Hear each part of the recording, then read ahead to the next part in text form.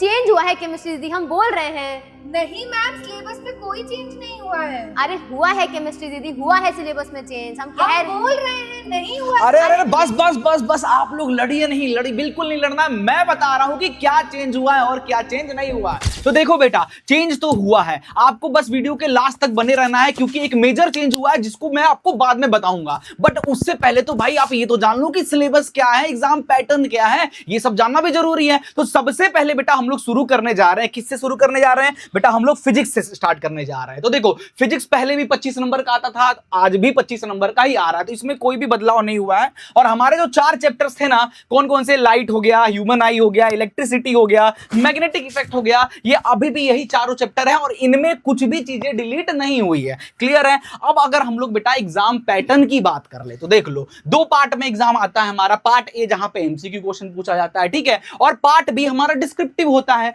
जैसे कि आपको पता होगा, पार्ट ए में ओएमआर सीट पे भरना रहता है ना, 7 क्वेश्चन फिजिक्स के आएंगे, 7 मार्क्स के आपके। क्लियर है? वहीं पे पार्ट बी डिस्क्रिप्टिव वाला जो है 18 मार्क्स का ये आता है, ठीक है। इसके अंदर आपको 4 क्वेश्चन देखने को मिलेगा, जिसमें से 3 क्वेश्चन आपके 4-4 मार्क्स वाले होंगे और 1 क्वेश्चन आपका 6 मार्क्स वाला रहेगा। तो ये तो हो गया आपका पूरा का पूरा पेपर पैटर्न, ठीक है। इसके अलावा अगर हम बात करें तो कुछ इंपॉर्टेंट चैप्टर्स की बात किया जाए या इंपॉर्टेंट टॉपिक्स की बात किया जाए, तो रिफ्लेक्शन एंड रिफ्रैक्शन के जो न्यूमेरिकल्स होते हैं उस पे अच्छे से आपको काम करना है, ओम्स लॉ पे अच्छे से काम करना है, सीरीज और पैरेलल सर्किट्स पे आपको अच्छी तरीके से काम करना है। क्लियर है? एंड हमारा जो मैग्नेटिक इफेक्ट ऑफ करंट है, ये तो बहुत ज्यादा इंपॉर्टेंट है। क्लियर है? तो ये था बेटा हमारा ओवरऑल फिजिक्स का सिलेबस और इसका एग्जाम पैटर्न। अब मैं बुलाने जा रहा हूं किसको? आपकी केमिस्ट्री वाली दीदी को, जो कि वो केमिस्ट्री के बारे में बताएंगी। आइए दीदी।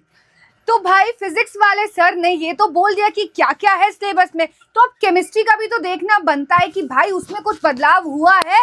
मेरे कहने के अनुसार तो नहीं हुआ है, पर नेहा मैम ने कहा है कि नहीं बदलाव तो हुआ है। तो आइए देखते हैं कि हमारा सिलेबस क्या था। इसी के जरिए आपको ये भी पता चल जाएगा कि सिलेबस क्या है, जिन बच्चों ने अभी तक सिलेबस भी नहीं देखा है। तो आइए देखते हैं। पहला चैप्टर हमारा था रासायनिक अभिक्रिया एवं समीकरण। तो बेटा अभी भी वही चैप्टर ही है क्या, रासायनिक अभिक्रिया एवं समीकरण। उसके अंदर जो टॉपिक्स हम लोग पढ़ते हैं वही टॉपिक्स हैं। दूसरा हमारा क्या था, अम्ल क्षार एवं लवण। भाई H+ और OH- का जो पूरा खेल हो रहा था, pH स्केल के साथ जो खेल हो रहा था, वही यहाँ पे होता है। और तीसरा चैप्टर हम कौन सा देख रहे थे? तीसरा चैप्टर हम देख रहे थे धातु एवं अधातु। भैया धातु क्या होती है, अधातु क्या होती है, क्या समानताएं और क्या अंतर है इन दोनों में, यही सब हमें पढ़ना था। इनकी संरचना और विधियां पढ़ना था, वही हम पढ़ेंगे। और भाई चौथा चैप्टर जो बढ़िया मजेदार था कि कार्बन की पूरी कहानी और उसके यौगिकों की कहानी जो हमें देखनी थी, वही तो देखेंगे हम यहाँ पर अपना।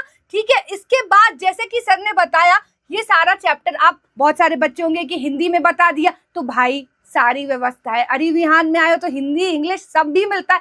तो भाई ये इंग्लिश वाले बच्चों के लिए भी सेम चीज है कि केमिकल रिएक्शन एंड इक्वेशन जो आप पहला चैप्टर पढ़ते थे, दूसरा चैप्टर आप पढ़ते थे एसिड बेसिस एंड सॉल्ट, और तीसरा चैप्टर क्या आप पढ़ते थे, मेटल एंड नॉन मेटल, और फिर आ जाते थे आप किस में, कार्बन एंड इट्स कंपाउंड में आप आ जाते थे। और उसके बाद मार्किंग स्कीम। भाई मार्किंग स्कीम में क्या होता था, यहाँ पे आपके 6 मार्क्स के आपको एमसीक्यू पूछे जाते थे, फिर बात आती थी डिस्क्रिप्टिव क्वेश्चंस की। तो यहाँ पर आपको 2 मार्क्स के डिस्क्रिप्टिव क्वेश्चन, फिर 4 मार्क्स के डिस्क्रिप्टिव क्वेश्चन, और यहाँ पे 6 मार्क्स के टोटल डिस्क्रिप्टिव क्वेश्चन होते थे। और कुछ इंपॉर्टेंट टॉपिक भाई आपको लिख दिए, ताकि भाई क्या क्या पढ़ना है ये आपको अच्छे से समझ में आए कि केमिकल इक्वेशंस, ये सारे तो चैप्टर हो गए। चैप्टर ही इतने छोटे हैं कि वो टॉपिक के अंदर आ गए, पर यहाँ क्या पढ़ना है, टाइप्स, बैलेंस। भाई पूरे 8 मार्क्स इसके अंदर हैं।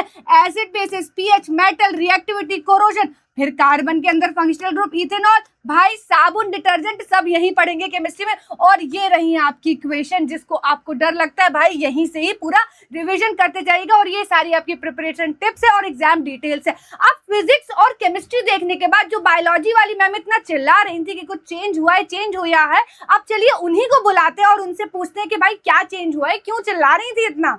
आइए मैम। अरे मैम, हम कह रहे हैं बदलाव हुआ है, परंतु कोई सुन ही नहीं रहा है कि क्या बदलाव हुआ है। देखिए बेटा, हम जल्दी से आपका जीव विज्ञान बायोलॉजी देख लेते। कहे कि इसमें आपको थोड़ी सी दिक्कत आ रही थी, पर अब दिक्कत का जो नहीं है, सेम टू सेम अगर देखें तो आपको यहाँ जीवन प्रक्रिया या मतलब जैव प्रक्रम होता है भैया, आपका नियंत्रण, समन्वय, प्रजनन, वंशागति, हमारा पर्यावरण, ये सब मिल रहा है। मतलब लाइफ प्रोसेसेस है, कंट्रोल कोऑर्डिनेशन है, रिप्रोडक्शन इन एनिमल्स है, हेरिडिटी और एनवायरनमेंट है। मतलब देखा जाए तो मोटा मोटी सिलेबस तो सेम है, पर फिर बदलाव कहाँ हुआ था भाई? कहीं तो हुआ था। हमने देखा है, आप देखिए आखिर तक, पता चलेगा कहाँ बदलाव हुआ है।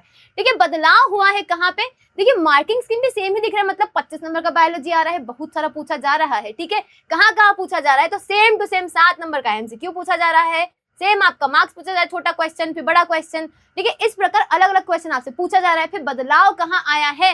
ठीक है, अब बुलाते हैं अपन तीनों टीचर को, कहते हैं हुआ है बदलाव। हम कह रहे हैं कहीं हुआ है ना, पर जान हुआ है बदलाव। देखिए अब कहाँ हुआ है बदलाव, यहाँ बताते हैं। अभी दो ही टीचर को, दो ही आपकी केमिस्ट्री जो सर को बताते हैं कि हम कह रहे थे बदलाव हुआ है, कहाँ हुआ है भाई? यहाँ बदलाव हुआ है कि देख 70 नंबर का तो आपका थ्योरी था ही था, ये तो आपको लिखना ही था। बड़ा बदलाव आया है भैया प्रयोगात्मक परीक्षा पे। ठीक है, यह क्या हो गया है बदलाव, यह मिलेगा आपको अगली स्लाइड के ऊपर। ठीक है, अभी जो बदलाव आया है दिखा देते हैं दोनों को कि देख लीजिए क्या बदलाव आया है। क्या है, मान नहीं रहे थे ना? आइए सर देखिए। मैडम मैं तो बोल ही रहा था कि चेंज हुआ है ना भाई, मैम। मुझे भी बताओ क्या आ गया। अरे मैम देखो, पहले क्या होता था मैम? पहले हमारा इंटरनल एग्जाम्स होते थे 30 नंबर के, टीचर्स के हाथ में होता था, टीचर इसको नंबर दे देता था, हर बच्चे को नंबर मिल जाता था आराम से। ठीक है, अभी क्या हुआ है, अभी एक्सटर्नल हो गया। ठीक है, अब उसमें भी 15 मार्क्स का आपका इसमें प्रैक्टिकल एग्जाम्स होने वाले हैं, फिजिक्स के, केमिस्ट्री के, बायो के आपके प्रैक्टिकल एग्जाम्स होने वाले हैं। इसी के साथ साथ आप यहाँ पे दे सकते हो 3 नंबर का वाइवा भी होने वाला है, तो वाइवा से नहीं बच पाओगे। और बाकी जो 15 नंबर है ना, इसमें आपको एक प्रोजेक्ट बनाना पड़ेगा और कुछ आपके टीचर्स के हाथ में थोड़े बहुत रहेंगे। तो पहले जो 30 नंबर रहता था टीचर के हाथ में, अब क्या रह गया है? सिर्फ 15 नंबर। तो जनरली ये सारी चीजें हमारी क्या हुई है, चेंज हुई है। और मैडम आप बता दो जरा बच्चों को कब कब कौन कौन से एग्जाम होने वाले हैं, इसके बारे में भी आप बता दो। तो भाई यहाँ पर बात फिर ये उठ रही है कि जो मैं बोल रही थी और जो नेहा मैम बोल रही थी, दोनों बात सच है कि सिलेबस में कोई बदलाव नहीं हुआ है। बदलाव हुआ है आपके मार्किंग पैटर्न में कि भाई एग्जाम में आपको मार्क्स कहाँ से मिलेंगे। तो सर ने पहला तो आपको बता दिया कि प्रयोगात्मक परीक्षा में आपको 2 तरीके से होगा, एक आपका एक्सटर्नल आएगा और कुछ आपके टीचर के हाथ में रहेगा। आप अपने सीनियर जूनियर से पूछ सकते हैं कि कैसे भाई एक्सटर्नल आके आपसे एक्सपेरिमेंट करवाते हैं और कैसे ओरल क्वेश्चन पूछते हैं। अब बात आती है कि आपके होते थे बहुत सारे इंटरनल टेस्ट, तो क्या वो टेस्ट अभी होंगे? तो हाँ, वो टेस्ट अभी होंगे। जैसे आपका प्रथम यूनिट टेस्ट है वो आपका कब होगा? जुलाई के द्वितीय सप्ताह में। बहुत तैयार रहना आप, ठीक है। और जो दूसरा यूनिट टेस्ट है वो वर्णनात्मक प्रश्न आधारित रहेगा, वो कब होगा? वो अगस्त के अंतिम सप्ताह में होगा। उसी के बाद जो आपका तृतीय यूनिट टेस्ट है वो भी 20 नंबर का होगा आपका नवंबर के अंतिम सप्ताह में। और चौथा वाला और आखिरी वाला जो आपका यूनिट टेस्ट है वो भी वर्णनात्मक प्रश्न आधारित होगा, वो आपका दिसंबर के अंतिम सप्ताह में 20 नंबर का होगा। और ये तो पहले भी होता था, पर अब इसमें बदलाव क्या है?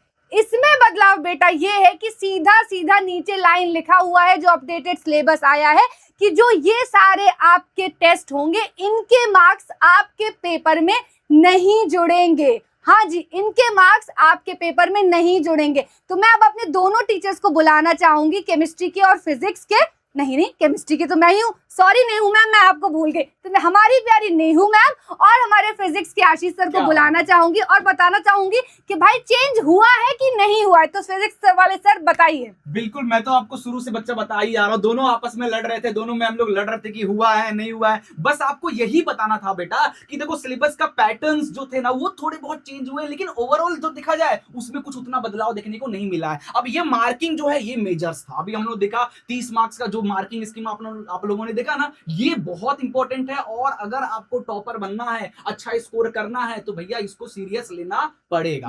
और सर मैं एक बात कहना चाहूंगी कि मैं जरूर बोल रही हूँ कि ये सारे जो आपके अंक है ये आपके फाइनल एग्जाम में नहीं जोड़ेंगे, लेकिन जब तक आप ये टेस्ट अच्छे से नहीं देंगे, सिलेबस पूरा कंप्लीट नहीं करेंगे प्रॉपर प्लानिंग के साथ, तो आपके फाइनल एग्जाम में भी अच्छे मार्क्स नहीं आएंगे। इसलिए इन टेस्ट को भी सीरियसली लीजिए, क्योंकि यही जो तैयारी है वो आपके फाइनल एग्जाम में आपकी हेल्प करेगी। पर हम क्या कह रहे हैं कि जैसा कंफ्यूजन हमें था कि चेंज हो रहा है नहीं हो रहा है, ऐसा कंफ्यूजन बच्चों को बहुत सारा रहता है। अगर वह डिस्क्रिप्शन में दिए हुए व्हाट्सएप ग्रुप को ज्वाइन कर ले तो सारा कंफ्यूजन उनका क्लियर हो जाएगा, है ना। तो भाई डिस्क्रिप्शन में व्हाट्सएप ग्रुप का लिंक दिया हुआ है, इस चैनल को फॉलो जरूर करिएगा, ग्रुप में ज्वाइन कर लीजिएगा, ताकि ऐसा सारा अपडेटेड इन्फॉर्मेशन आपको मिलता रहे और सारा कंफ्यूजन आपका सॉल्व हो जाए। तो चलिए चलते हैं हम। Thank you. जय हिंद बेटा लोग, मिलते हैं नेक्स्ट वीडियो में। Bye bye.